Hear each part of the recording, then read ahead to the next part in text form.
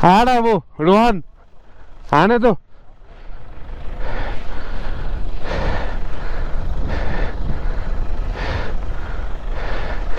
So guys, প্যাংগংয়ের main রোডটা বন্ধ, আমরা যাচ্ছি একটা ভেতরের রাস্তা দিয়ে। আর গ্রামটার নাম হচ্ছে তাসাতি, সরি। আর অবস্থা দেখো রাস্তার, এখানে তো মোটামুটি পিচ করা আছে। ওই যে রাস্তাটা দেখতে পাচ্ছ, পুরো বোল্ডার, পুরো পাথরের রাস্তা। বালি বালি, আসতে, দুটো পা নামিয়ে দাও, পা নামিয়ে দাও। দুবার পড়তে পড়তে বেঁচে গেছি। হ্যাঁ না, আসো এবার। এই চাকা এই লাইনগুলোকে ফলো করো, লাইন। এখানে দুবার পড়তে বেঁচে গেছি। আর সামনে দেখো আরো বালি।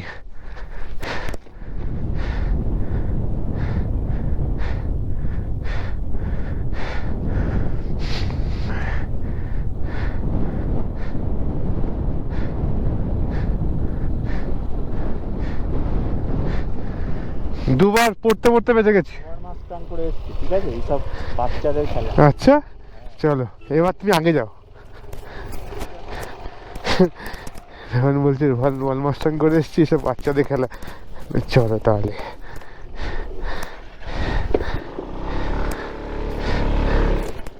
आप जाओ। हाँ जाओ ना, क्या दिक्कत है।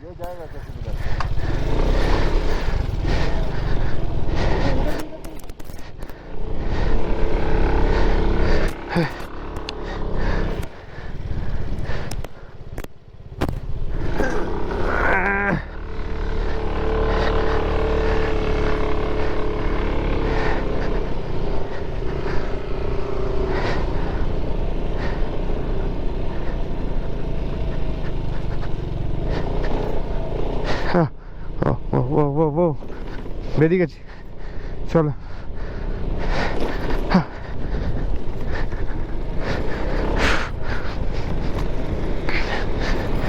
তো সামনে একটা পুল পড়বে বললো, তারপর থেকে নাকি রাস্তা ভালো। দেখি আর কতক্ষণ এরকম রাস্তা পাওয়া যায়। এক হচ্ছে কাদা, আর দ্বিতীয় বালি, যেটাতে গাড়ি পড়ে যাওয়ার চান্স সব থেকে বেশি। পাথরের রাস্তা হলেও অসুবিধা নেই, আস্তে আস্তে বেরিয়ে যাওয়া যাবে, বাট এখানে গাড়ি পড়ে যাওয়ার চান্স খুব বেশি থাকে। তো চলো, ওরা পিছনে আসুক, আস্তে আস্তে আমি এগিয়ে যাই।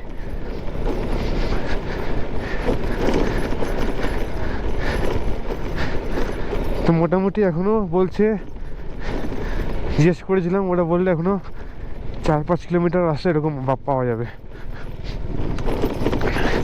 তো অফরোডিং যদি এরকম হয়, পাথরে কোনো অসুবিধা নেই, বাট যদি বালিগুলো থাকে, এটা খুব রিস্ক।